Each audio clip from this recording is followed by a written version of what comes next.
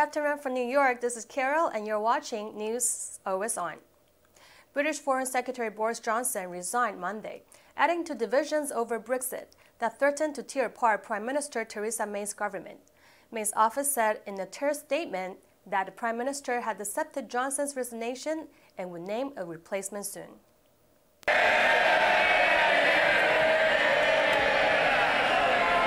Turning to Brexit, Mr. Speaker, I want to pay tribute to my right honourable friends, the members for Halton, Price and Howden, and Uxbridge and South Ruislip for their work over the last 2 years.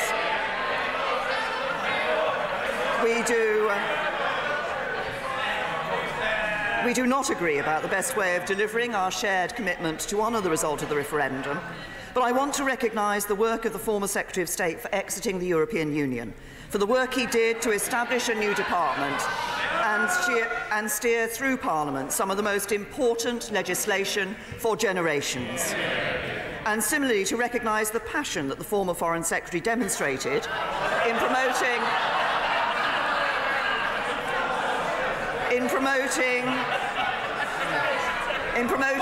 Order! A very unseemly atmosphere. I want to hear about these important matters. And I think the House should. The Prime Minister. Thank you. That the former Foreign Secretary demonstrated in promoting a global Britain to the world as we leave the European Union. And I'm also pleased to welcome my honourable friend, the member for Esher and Walton, as the new Secretary of State for exiting the European Union. British Prime Minister Theresa May said she did not agree with the two departing cabinet ministers about the best way to deliver Brexit, but thanked them for their achievement during the course of their roles. She also welcomed Dominic Raab to the post of Brexit Secretary, left vacant by David Davis. Jeremy Hunt, just now named as the new UK Foreign Secretary after Boris Johnson, quit over Brexit, Downing Street said. Johnson, one of the most known and the most flamboyant member of the government, quit just hours after resignation late Sunday of Brexit Secretary David Davis, the government's top Brexit official. Davis said he did not want his resignation to become a rallying cry for May's ouster. "I like Theresa May. I think she's a good prime minister," Davis said. U.S. President Donald Trump said he's very close to picking a Supreme Court nominee. Before departing his New Jersey golf club to return to Washington, Trump said to reporters that he would be decided by 12 tomorrow, which is today. Trump spent the weekend deliberating his new Supreme Court Justice nominee, which he will announce later tonight.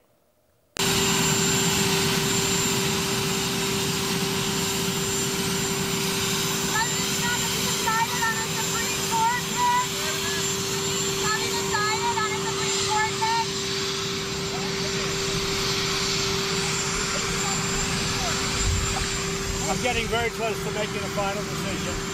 Not yet. And I believe this person will do a great job. But I'm very close to making a decision. Have not made it official yet, obviously. Have not made it final, but we're very close to making a decision. What are you deciding? It's still, let's say it's the four people, but they're excellent. Everyone, you can't go wrong. But I'm getting very close to making a final decision. When will be the biggest factor in your decision? I'll probably be decided tonight or tomorrow sometime by 12 o'clock, and I think we're going to all be meeting at 9 o'clock. And we have a great country, folks. We have a great country. Thank you very much. What's the factor?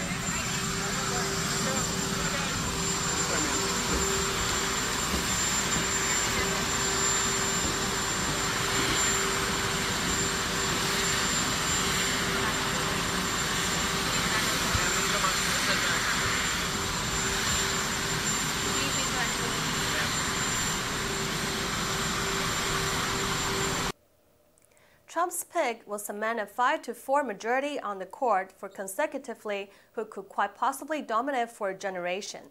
And combined with his aggressive efforts to appoint judges to other federal courts across the country, ensure that the imprint of his continuous presidency will endure long after he has left the office. We will also have live coverage starting from 9 p.m. Eastern Time. Make sure you stay tuned for the latest updates. Xiaomi, the first company to raise capital under Hong Kong's overhaul listing rules, for pre-revenue startups or companies with multiple classes of stock spluttered during its trading debut on Citi's exchange when investors spooked by the US-China trade war refrained from buying its shares. Shares of Beijing space company offered a week ago at Hong Kong $17 each in what was once billed as the world's biggest initial public offer, fell by as much as 5.9% in an advancing market to Hong Kong $16, before recovering to end their first trading day at Hong Kong $16.8. Investors are no longer that crazy about so-called new company IPOs, as many of them have quickly fallen below their offering prices, said Elman Hu, a chief executive for Brits Smart Securities. It's no longer a guarantee of making money. The debut was below for the world's fourth largest smartphone maker, which had taken a mere 7th year to grow from a startup to surpass $100 billion yuan, US $15 billion in sales. Founded by series entrepreneur Li Jun in 2010, Xiaomi was the first blockbuster IPO under the new listing rules that Hong Kong securities regulators and stock market operator pushed through last year. Xiaomi's listing signals the Hong Kong market has entered a new phase, said the city's financial secretary Paul Chen Mungpu, speaking in Cantonese during a ceremony marketing Xiaomi's trading debut. I believe Hong Kong's listing reform will prompt more innovative technology companies to raise funds in Hong Kong, so our market can better serve the real economic. Did you watch the World Cup over the weekend? I surely did. I watched Russia over Croatia, the game on Sunday, and it was a very intense game if you haven't watched. If you're a little outdated on the latest, the home team is now officially out of the World Cup, as Croatia won on penalties. The winner, Croatia, will now face England for a semi-final.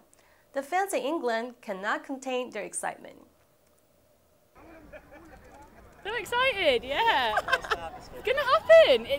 The atmosphere is absolutely amazing. I've never seen it like London. I've never seen it in London like this. On top of the world. On top of the world. Just like it's supposed to be. It's not supposed to be this easy, though. Yeah, it shouldn't be this easy, but it seems like it is. It's a bit mental because this has never happened, but we expect it now. It's just mad. Over the moon, taking it home. It's coming home. Woo! With just 4 teams left in this year's World Cup, Belgium, France, Croatia, and England's bandwagoners are about to topple over. However, of course, 4 teams, the only core fan base that likely rival England in terms of sheer excitement is France. Belgium is excited about its golden generation coming together, while Croatia is just excited to be left standing. But the French and the English fans base expected to be there. But not all Brits are on the fan bandwagoners. Great Britain collectively is not that excited.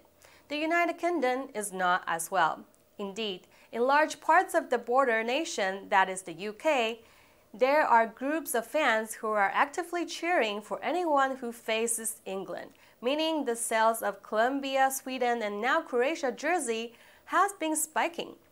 It all adds to the drama of this unpredictable World Cup. For those of you who haven't been following the World Cup, tomorrow England is versing Croatia for a semi-final game. Maybe it's a good time to start. And that's it for today. I'm Carol. I'll see you next time.